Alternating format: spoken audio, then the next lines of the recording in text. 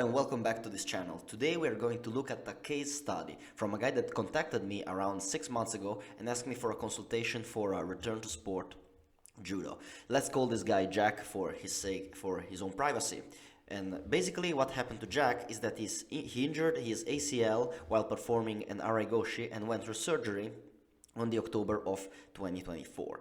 He has done physical therapy and contacted me in June of 2025, which is 9 months after surgery. Usually after 9 months of physical therapy for an ACL, you should be good to go and return to the mat.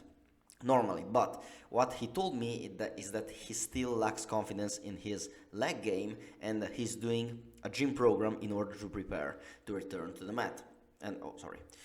This is what he's doing right now at the moment, or at least what he was doing the time that he contacted me. It was a 6-day basically bodybuilder split, and you can see there are a lot of exercises here, a lot of exercise. I'm not going to read all of them, but basically you can see there is here chest, back and legs, forearm and grips to increase strength. You can see dumbbell bench press, cable chest flies, seated rows with sets and reps and the weight in pounds. Also exercise for his lower back. Here we got the deadlift, forward lunges, lying leg curl, sumo leg press. A lot of exercise, chest, shoulders. You can see here there is a very bodybuilder around program, and I mean it's not the worst thing in the world, okay? Because there are some things that I like about this program. First of all, it's full body, because most physical therapists, when they look at a patient and they want to rehab him, they see, oh, knee injury, I gotta focus on the knee, I gotta do squats, I gotta do RDLs, I gotta do leg curls, leg extension, let's focus on the fucking knee. While this program that he's doing also don't neglect the upper body. We can see there is pushing, there is upper body pulling, and is also working the other parts of his body, because when you're not training the other parts of your body, also that become more prone to injury. So when he will go back to competing, at least I hope he's back, gone back to judo, he will not expose himself to injure other sides of his body, like his shoulders or his upper body in general. So this is very good, and I like that a lot. Also, what I like about this program is that the one who made it is not afraid of using machines, especially in the martial art world, but also in the rehab world. There is a bad reputation for the machines because, oh, it's not functional, this doesn't really recreate stability and all of that buzzwords. But the reality is that using machines that help you being more stable allows you to exert more effort when you're doing the exercise and to not compensate too much with other muscle districts. So you can actually train what you want to train. If I want to increase the muscle size of my quads, using the leg extension is very good because I will be able to increase the hypertrophy in that point. But there are some things that I don't really appreciate about this program, and these are the main points that I don't like. First of all, it's too much days. I mean, these are a 6 days program. 6 days. And I mean, for just a logistical point of view, how much free time you have to going 6 days in the gym? I mean, 6 days a week in the gym. It's not very practical. But even if you can do 6 days a week in the gym, it means that if you are able to train that much in the gym, it means that you are not really pushing yourself as hard as you possibly can. Because if you are doing 6 days a week, it means that you are not exerting that much that you need to recover, if it makes sense what I'm saying. You need to have periods of extreme effort and rest. If you're able to work out every day and don't need any rest between every one of them, are you really training yourself? At least this is my perception. So I believe that there is too much days in this program. Also, there are too much exercises and put it in random order. Look here, cable lateral raises, seated military press, machine shrugs, skull crushers. I mean, the exercises are not even bad, but they are very randomic. I mean, it looks very random to me. Step mill, 15 minutes, then you go Romanian deadlift, hip thrust, and hack squats. and leg extender. Okay, it's very it's like throwing a bunch of exercises in a program and hope that this works. You cannot, I mean, when you're doing a return to sport or strength and conditioning program, you cannot just throw all the exercises, because not all the exercises are the same. Performing a bicep curl is very different from performing a deadlift or a squat or an Olympic lift. Usually when you perform a program of strength and conditioning or also return to sport, you usually start with the compound lifts and the most complex exercises first, and then you proceed to the less fatiguing, more isolated exercises later. And here I can see, I mean, it could be the case that he just write down the program, not focusing so much on it. But for example, let's look at here. First day: dumbbell bench press, cable chest fly, seated row, squat at the end. I mean, the squat should be first. It's the most taxing exercise. If you look at the compound exercises, squat is the most taxing on your body on a systemic level. You should be doing this first, and then do things like one arm dumbbell row at the end of your session. Okay. And it seemed very randomic to me, the way that this is performed. Also, there are no plyos, no plyometrics. By plyometrics, I mean jumping, repetitive jumping or landing. There is no clear progression. There is no information about how much you progress each exercises from week to week, because if you're not progressively overloading the exercises, you will stop to gain the benefits and the adaptation from it. Are you increasing the sets? Are you increasing the number of reps? Are you increasing the weight? Honestly, I don't know, because the guy didn't really contact me later. But I mean, there is no clear progression, and this is also another thing I don't like in this program. Low volume on the cardio side. Cardiovascular fitness is extremely important for work capacity and returning to sport. If you don't have good aerobic capacity, you are not be able to withstand the amount of volume that you will face when you go back to the mat. And here there is not enough volume on the zone 2 cardio side. Here there is an example: a step mill, 10 minutes of step mill, and some step mill in the fifth and the sixth day. I don't really like that. Also there is another stuff, which is, and there are some forearm and grip work, which is very nice for a judoka, but it could be done better. We will look later in the video. There is no volume on the cardio side and no indication about what you can start doing in a specific sport realm.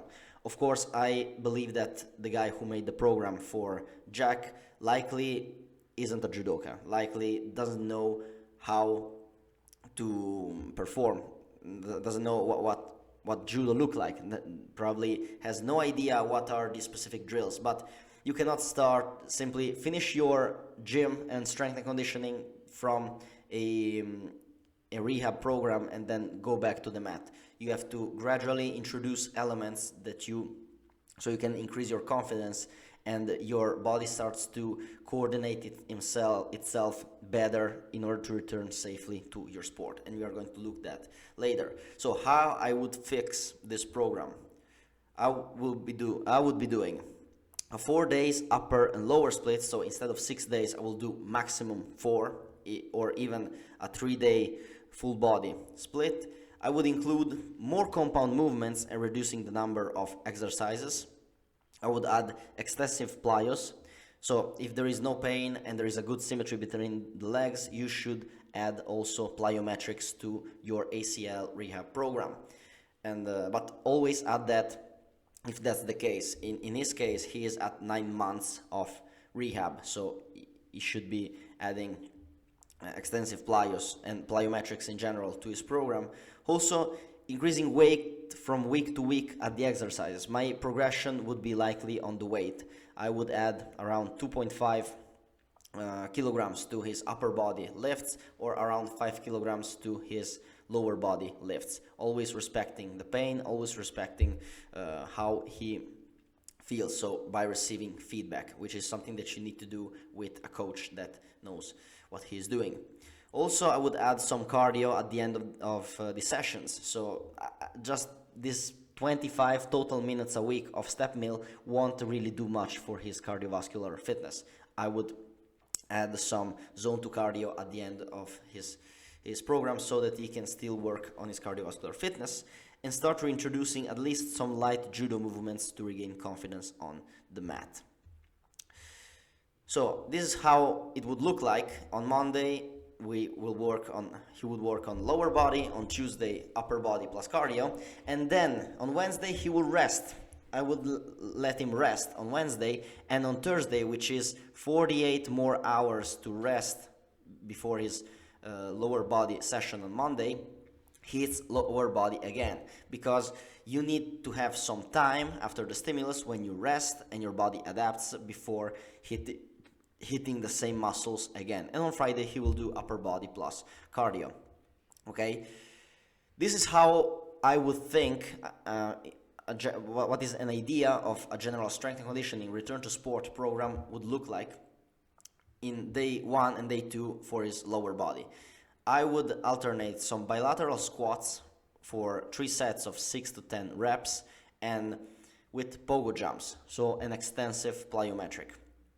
As his secondary lower body lift, I would do deadlift or Romanian deadlift, likely, because with Romanian deadlifts you are going to hit more the hamstrings, which is the posterior muscles that you have in your leg, for 6 to 10 reps. I wouldn't do that lower reps. I would do them probably later, before he's accustomed to the exercises.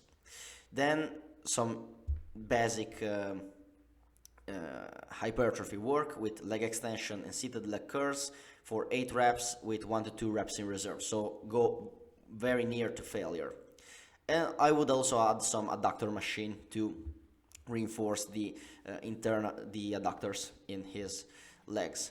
The second day doesn't look like that different. I would like to add some unilateral work. So I add drop landing, which is intensive plyometric exercise to increase the confidence in his leg to absorb force eccentrically. And drop landing, I would start with both legs, and then proceed to just one leg. I would start doing Bulgarian split squats to load more the affected leg, and we'll do landmine one leg RDL, which is a form of Romanian deadlift that you perform on just one leg, and also do again leg extension and seated leg curls and adductor machine, also for the hypertrophy. For the upper body, I would use the exercises that he's already doing, so incline dumbbell press, assisted pull-ups, military press, and let's do this for the upper body strength, and I will add some hypertrophy for the upper body, which would be machine curls and tricep extension.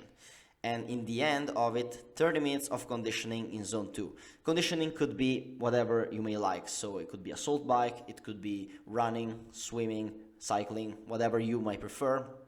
The important thing is that you add some cardiovascular stimulus to your body, so that you don't become completely unconditioned when you will go back to your sport.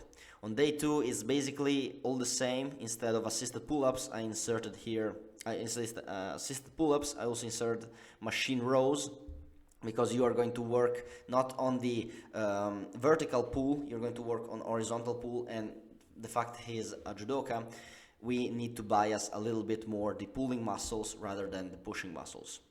Also here I just will repeat the accessories that we're going to use on day 1, and we are going to hit also 30 minutes of conditioning of zone 2 cardio as well. And as a matter of progression, we are gonna to add weight in for the lifts. So with I didn't insert the precise weight because it depends highly on the person, but I would probably increase the weight from week to week. While with the conditioning, we are going to increase the time that he's passing in zone 2. So it would be 30 minutes in zone 2, next week would be 35, then 40, then 45, etc., etc., etc. The goals of this program would be to rebuild strength in the legs by increasing hypertrophy with the isolated works that you see with the leg extensions and the seated leg curls to regain symmetry and loading the injured leg. This is why we are doing unilateral work in the lower body days and increasing tendon stiffness and confidence in absorbing force eccentrically with the drop jumps. We would also progress the drop jumps by increasing the height of the box that he is jumping from, and to add gradually also one leg drop jumps. So he's landing on just one leg and absorbing force with just the injured leg. Maintaining and increasing strength and mass in the upper body, and maintaining and increasing cardiovascular fitness. This is the goal of this Return to Sport program. Now I want to spend a couple of minutes talking about the judo specific rehab. What are the criteria before starting to do judo specific rehab? First of all, no pain, no swelling, and at least 90% of strength symmetry of the legs. I want to be sure that when he starts doing these drills, probably this is too much, how can I say, arbitrary as a criteria to start, but I want to be sure that he is not going to lose confidence in his leg and falling while performing some judo specific drills. What would be the rationale? The rationale for doing judo-specific rehab would be going from less feared activity to the most feared activity, because we also have to assess for fear of movement.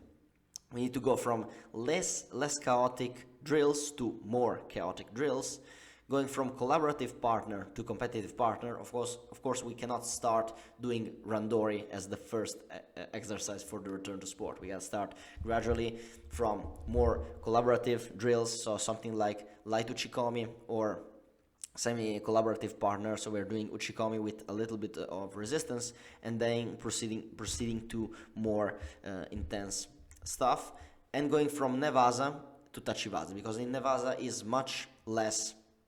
There is much less chaos, it's much more controlled, and there is less likelihood of re-injury.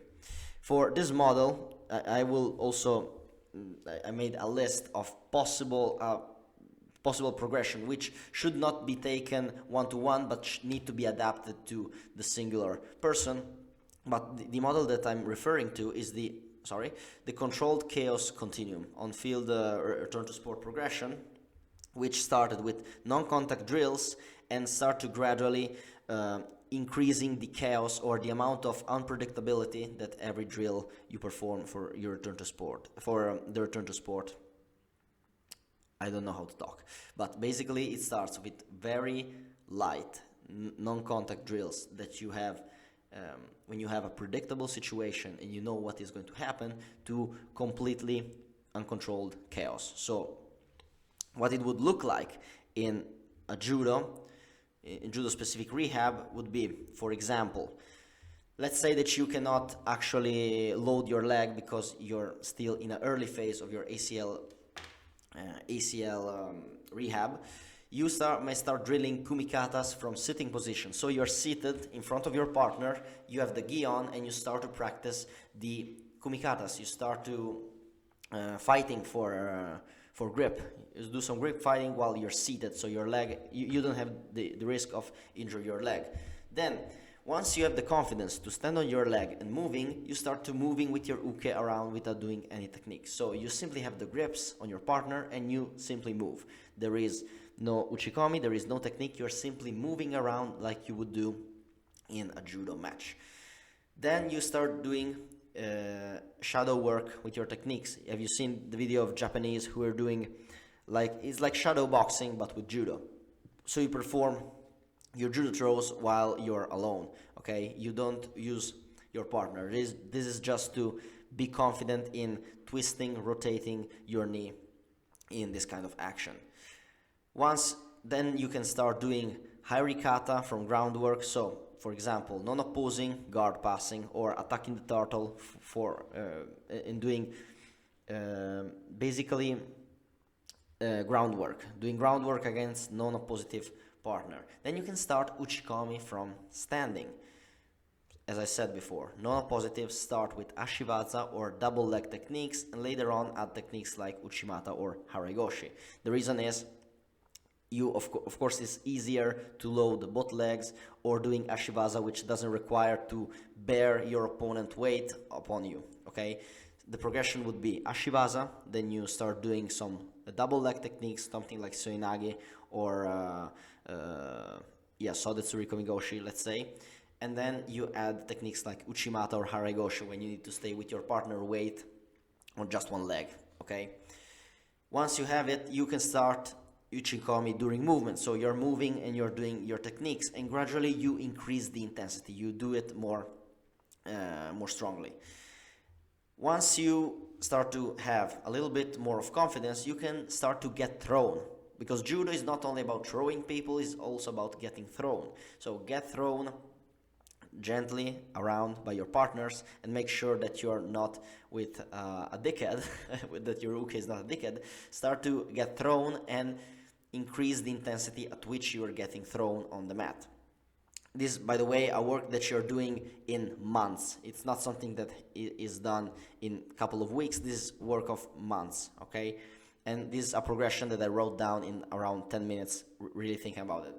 Take this as inspiration. Don't take this as something that needs to be completely copied and applied. Then you can start doing nagekomis. You can start throw each other very lightly, and then you increase intensity. You can start kumikata fighting against an opposing opponent. Then another drill could be attack and defend and randori. For example, I need to rehab my ACL. I've done all the stuff that I've done before. Okay, I want to go back to randori. You don't go back to randori cold turkey. You don't do that immediately. You start with attack and defending randori. Okay, I need to rehab myself. You're only defending. I only need to think about attacking you, or I only need to defend myself and not get thrown. And you gradually increase intensity on this kind of randori. Then the last thing that you need to do before returning to performing 100% should be recreate the situation of injury to increase the confidence in the athlete. Once you have received, once there is a specific situation where you injure yourself, your brain will start telling you, hey, do not do that movement again because you will get injured, and it will inhibit you. The problem is it will decrease your performance, and it will increase your likelihood of getting injured. So you should recreate the situation of injury in order to increase your confidence. In case of Jack's story, he injured his ACL while performing an Haregoshi, and what he should do in his late stage of rehab in Judo would be to perform some Uchikomi of Haregoshi and some Nagekomi of Haregoshi in order to be confident and be coordinated in that movement, to decrease his fear of movement, increase his capability of performing Haregoshi, of course, and also be more efficient on the mat, okay? And then, only when you've done all of this stuff, you can return to randori. As I said, not go randori 100% first, start light and scale intensity. How can you do that? When you're in the dojo and you need to do that, do it with lighter opponents, so people that weigh less than you. Do it with people that you know that can moderate their intensity. Usually ironically, black belts usually and higher belts can modulate themselves better. It would be a wrong assumption to say, oh, I will start with white belts and yellow belts before, and then I will scale, because usually white belts and yellow belts cannot really control themselves. So what might happen is they throw themselves on your injured leg, and it could be worse for you. So my advice would be start with lighter opponents and start with higher belts first. That people that don't compete and that can moderate their intensity. You start lightly and gradually start to scale your intensity until you can go back to competing completely. I fumbled a lot in this video, and I hope that this was at least useful to have an idea about what Judo rehab for ACL would look like. By the way, I'm a physical therapist. I would I can help you if you want a consultation for your return to sport, if you need help with your strength and conditioning program, or if you have any doubt about judo, rehab, or strength and conditioning in general, you can write me down a comment, you can DM me, or you can book a one-on-one call with me, and I would be very happy and glad to help you if I can. The video is over. Thank you for watching. Remember to aim upward as always.